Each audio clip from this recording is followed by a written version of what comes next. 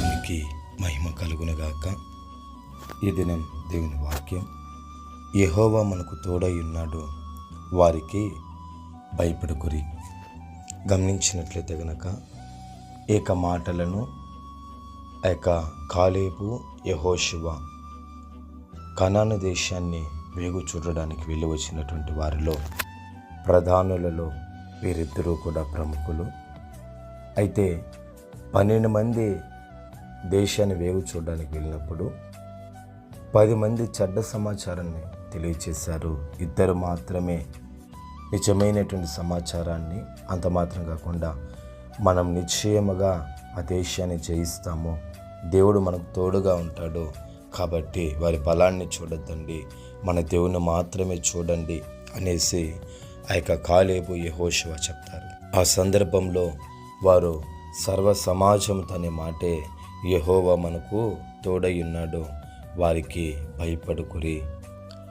శత్రువులైనటువంటి కనానీయులకు, అమాలేకీలు, కనాను దేశంలో ఉన్నటువంటి మిగిలిన వారందరికీ ఎవరికి కూడా మీరు భయపడొద్దండి, దేవుడే మనకు తోడుగా ఉన్నాడు అనేసి కాలేబు యెహోషువలు చెప్తున్నట్లుగా ఈ దినాన నీ జీవితంలో నీకెదురుగా ఉన్నటువంటి అనేక రకాలైన శత్రువులు, విరోధులు కావచ్చు, కేలి చేసేవారు కావచ్చు, అపహసించేవారు కావచ్చు, నిందించేవారు కావచ్చు, దూషించేవారు కావచ్చు, ఎవరైనా సరే వారు ఎవరికి కూడా నువ్వు భయపడకుండా ఉండాలి అనేసి దేవుడు కోరుకుంటున్నాడు. ఎందుకనంటే దేవుడు నీకు తోడుగా ఉన్నానంటున్నాడు.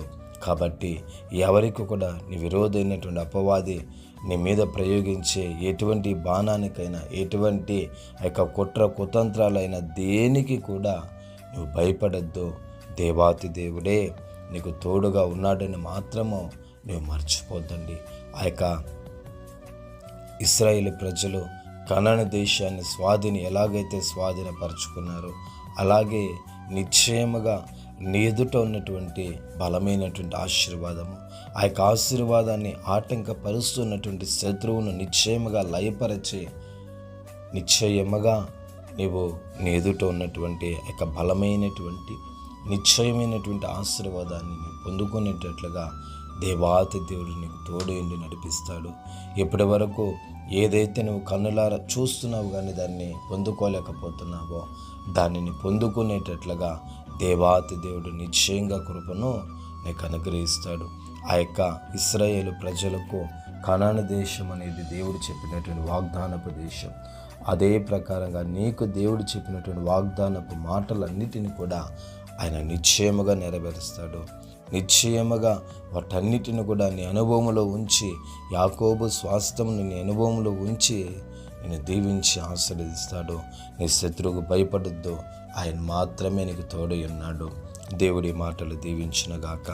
సర్వశక్తిమంతుడా యేసయ్యా, మీకు నేను వందనాలు స్తోత్రాలు చెల్లిస్తున్నాను నాయన.